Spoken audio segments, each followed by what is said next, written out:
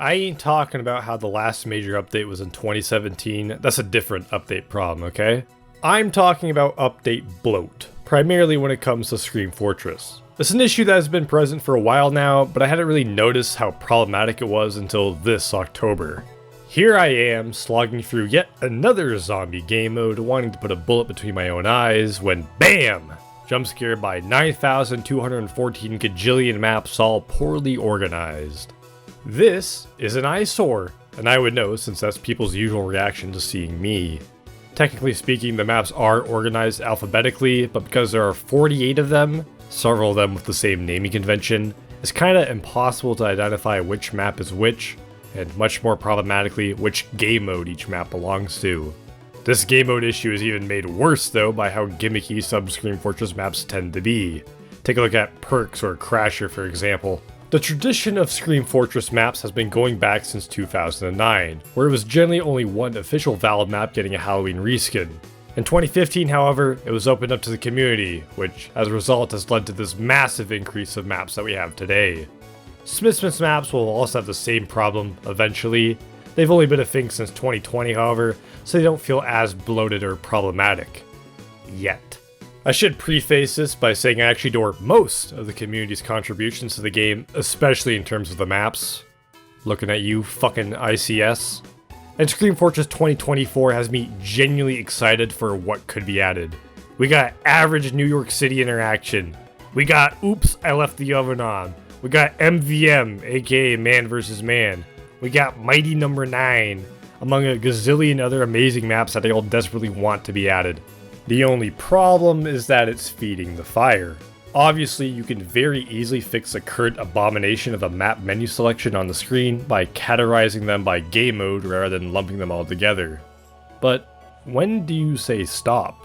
Do you even say stop?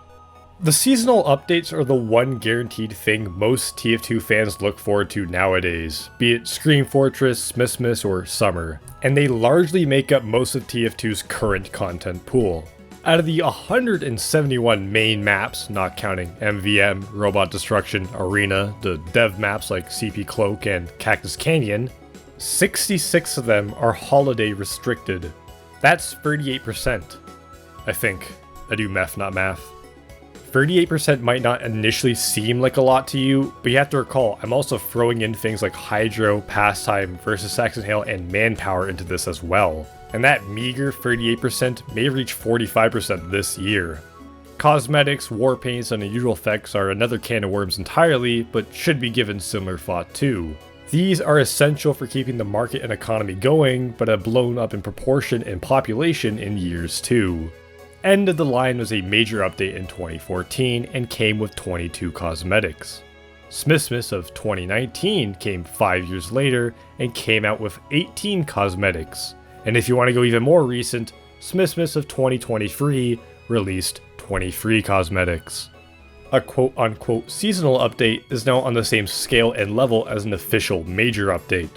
This now asks the very hard question, do you keep people on the all-you-can-eat buffet, or do you kick them off because they had 50 fucking king crab legs? Now, in a perfect world, the solution is to bring back major updates and scale back the seasonal ones to reduce and ease off the bloat.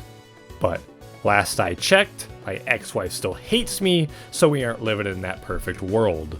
So, what do you do instead? That's not a rhetorical question, I genuinely have zero idea. Scaling back the content to what it was before obviously solves the bloat, but at the cost of hurting the community even more. The workshoppers miss out, and everyone playing the game has less to look forward to. You fix one thing, but break another.